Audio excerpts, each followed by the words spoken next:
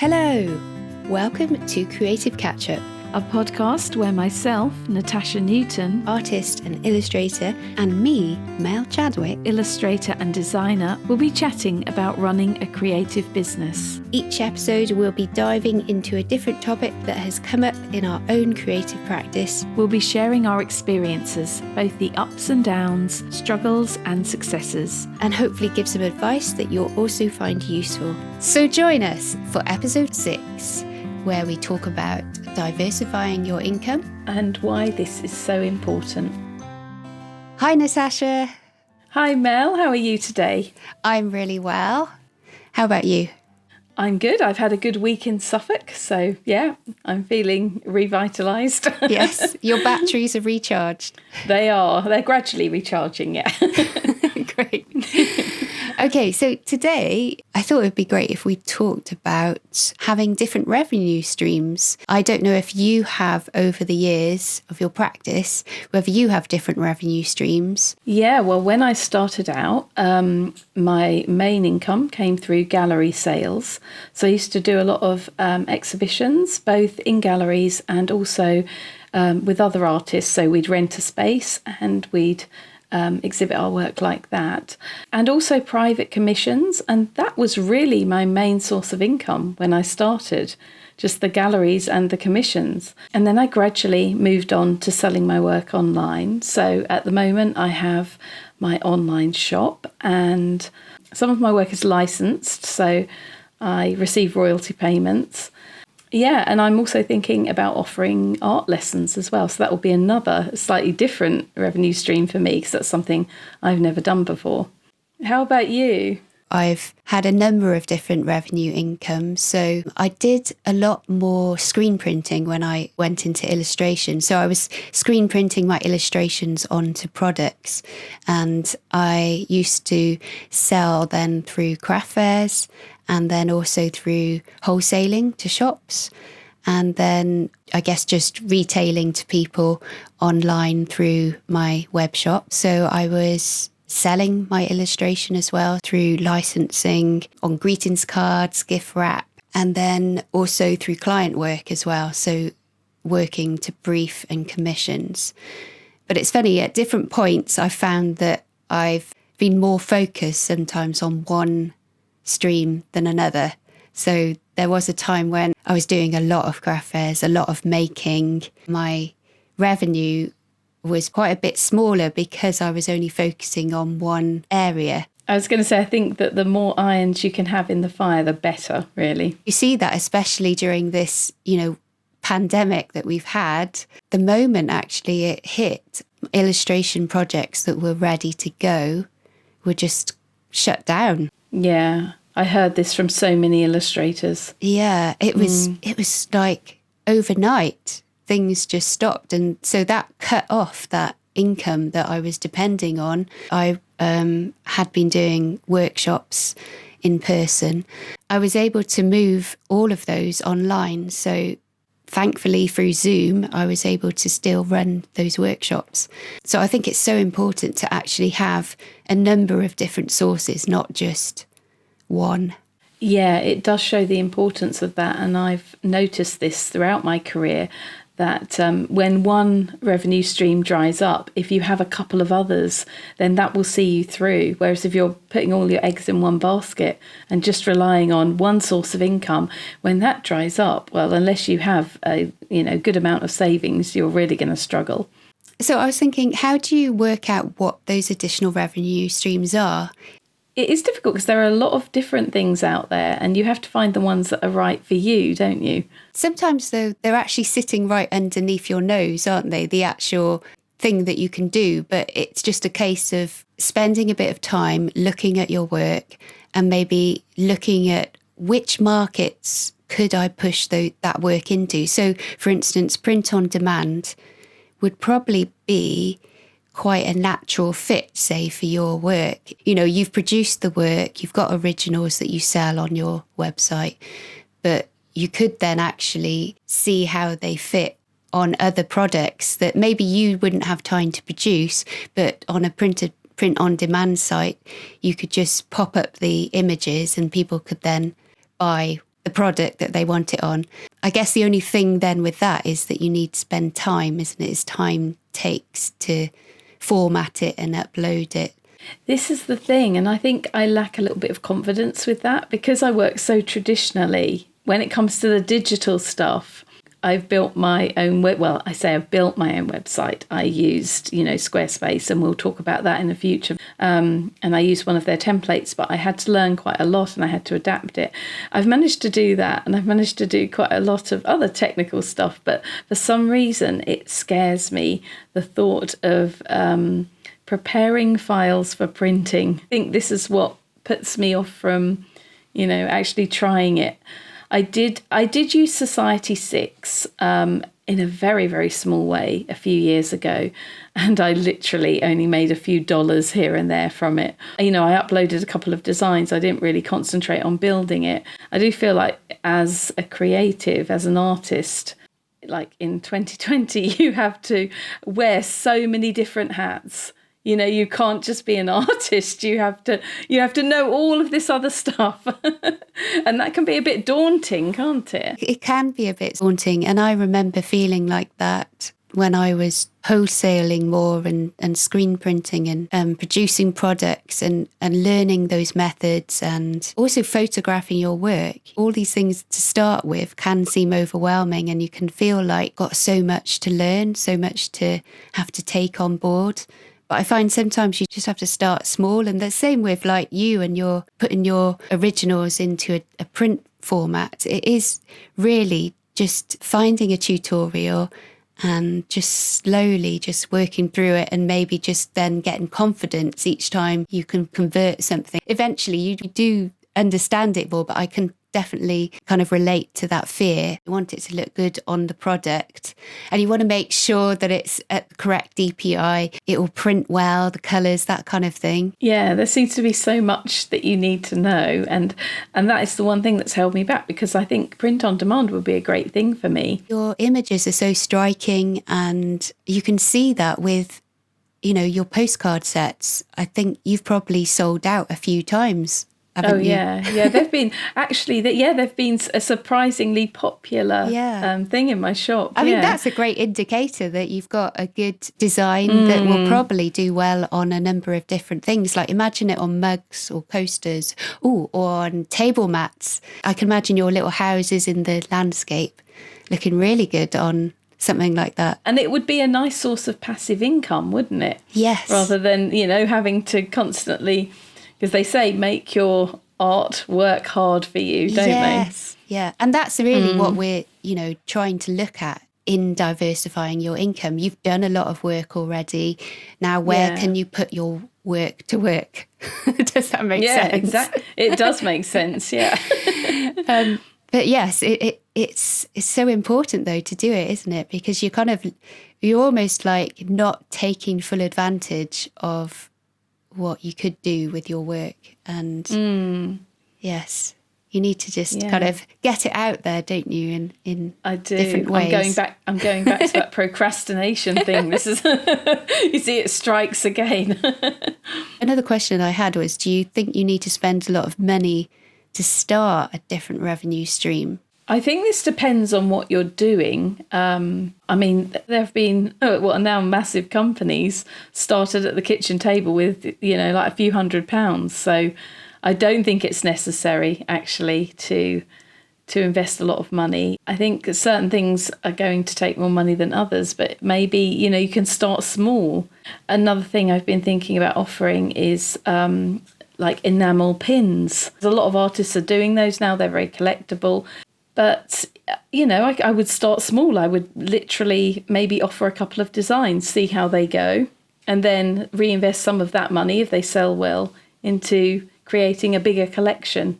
And I think that's what perhaps people need to do, is not think about, I'm going to have this massive collection of 20 designs. And it's going to cost a fortune to get that up and running. But yeah, just start small. So like you, start with postcards. And then see what happens, because you can easily get, 50 printed without a lot of investment. You've just got to test it, haven't you? Test the market, test what works. Don't be afraid to experiment. I think it helps to have a lot of price points available in your shop as well, because not everyone has the money to spend on like a fine art print or an original piece of artwork. But they can buy a pack of postcards, or they can buy a little enamel pin, so it's great to have this kind of range of different prices. Really, if you are short on money and finance, then maybe it is worth then looking at what time do you have, and then also what knowledge do you have on the subject. So like you were saying, you're hesitant to go down print on demand because of maybe the knowledge that you don't have. But then if you put in the time to find out, then you will gain that knowledge. And so sometimes it is a case of just disciplining yourself, isn't it? And being intentional and seeing what that goal that you want to reach, making steps towards it. Then you can maybe do the next thing. But it does take intentional steps, I think, to move yourself towards that goal. It's great if you can do that, because I think you stand more chance of having a successful career and income if you can do that. Not everything has to scale. Say like you've got your phone bill that you want to pay.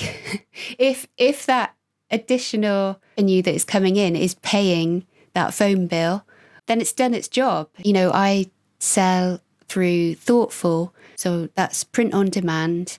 I've got a selection of greetings cards that's up on that website. I don't do anything really to market them, but the money that comes in each month is paying a couple of my bills. And so I'm like, okay, that's great. That's excellent. Yeah. Yeah, just through you uploading some designs and not having to really do anything else, that's helping to pay your bills. So that's fantastic. You think of your overheads. If you can cover your overheads, that is the most important thing.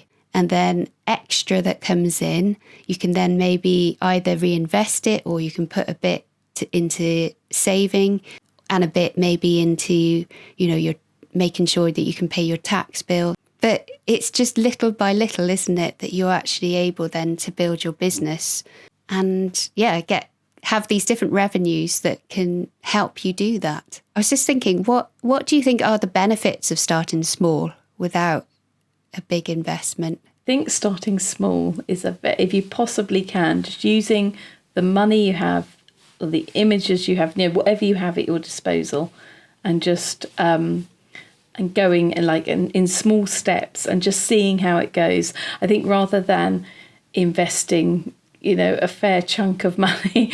So say if I decided to do the pin badges and I say I'm going to order 100 of each design and I'm going to offer 10 designs, and then they don't sell very well. Well, I'm left with a lot of stock and I'm out of pocket. So it's the benefits of starting small. You test the water. I think that's a good way of doing it, yeah. And you could respond then easily to opportunities as well, come your way. I think this is the great thing about working for yourself as well, because you can adapt. I've done that several times. If you see that something is popular at that moment, then you go with that. You put some more of your effort into that. So do you think it matters what kind of extra work we take on? And what I mean by that is that maybe work that isn't going to directly benefit our business, but will give us some financial security. That's a tricky one. Do you have anything in particular in mind? I was just thinking so short term, it's like if I'm working for a creative agency or a studio and I'm doing art, I'm doing something I like doing, but I don't get any recognition for that, and the pay that I'm getting isn't actually, it's money which is coming in, which is good, but it's actually not what I should really be getting. So in that respect, it's not really pushing your career forward, is it? No, it's pushing someone else's career forward. So it would be pushing forward the people that I'm working for, because they can say, oh, look at what we've done. But there's no real, acknowledgement that you would play a part in that. This is a tricky one. I think it's really important that, in fact, somebody told me that it was really important to have your name on everything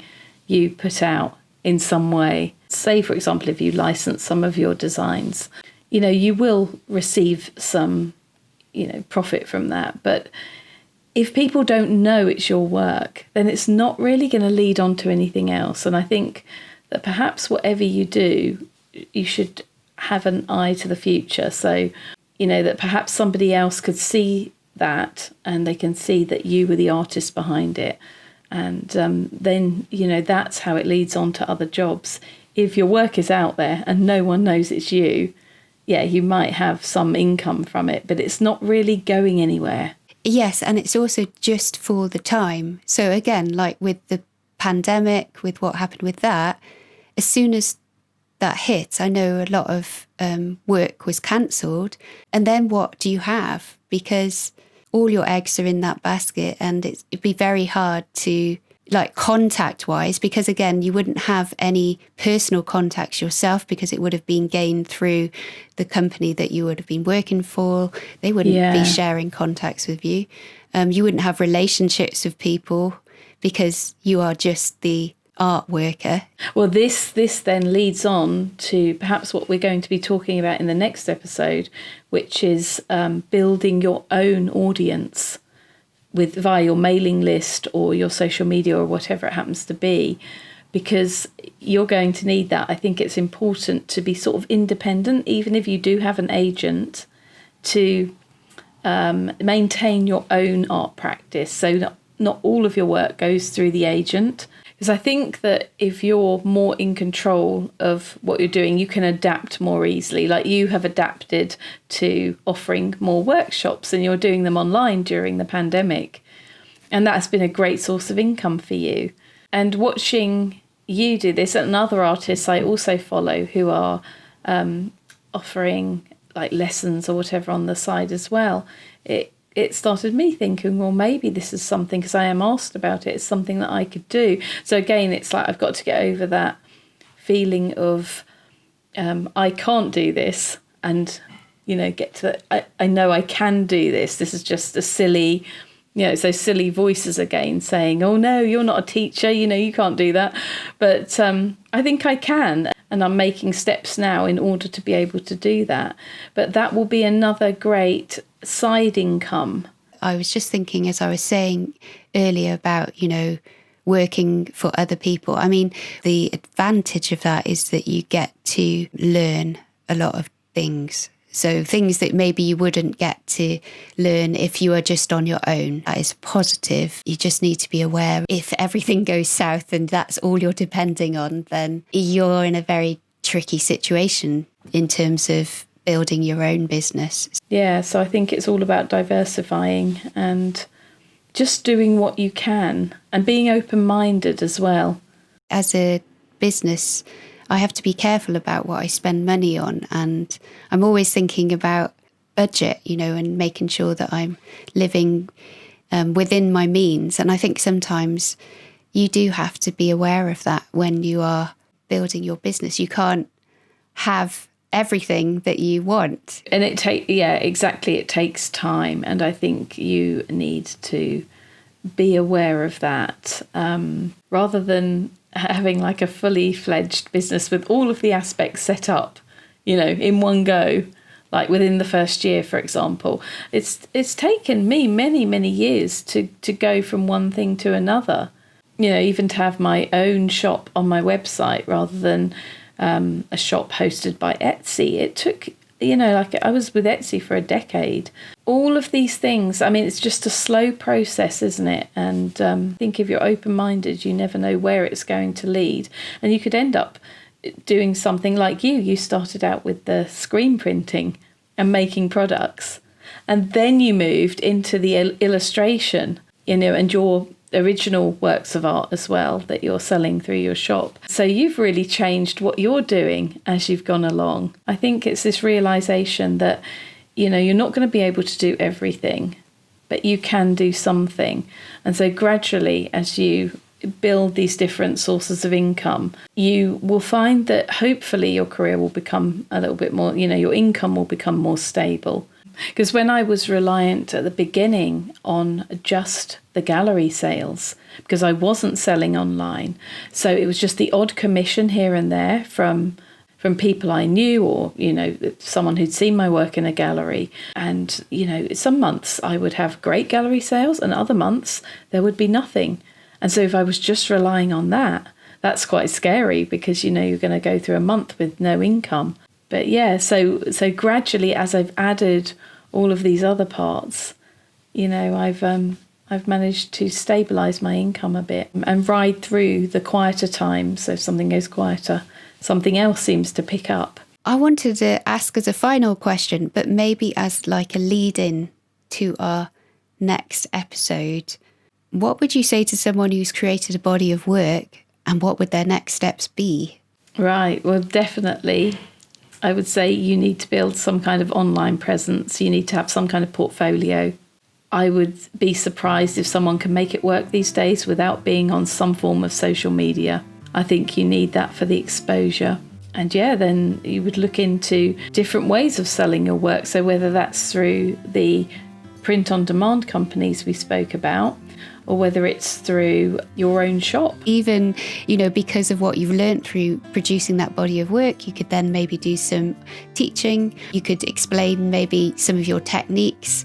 It's almost like you create the work. That's just your first step, really. And then what are the branches that are going to come off you creating that body of work? Yeah, that's kind of like your foundation. Thanks, guys, for joining us for this episode. We just hope that it has helped you in some way. And do let us know how you diversify your income streams. We'd love to hear what kind of things you do to do that with your own creative business. As usual, you can find us on our Instagram at creative_catchup, or over on our YouTube channel.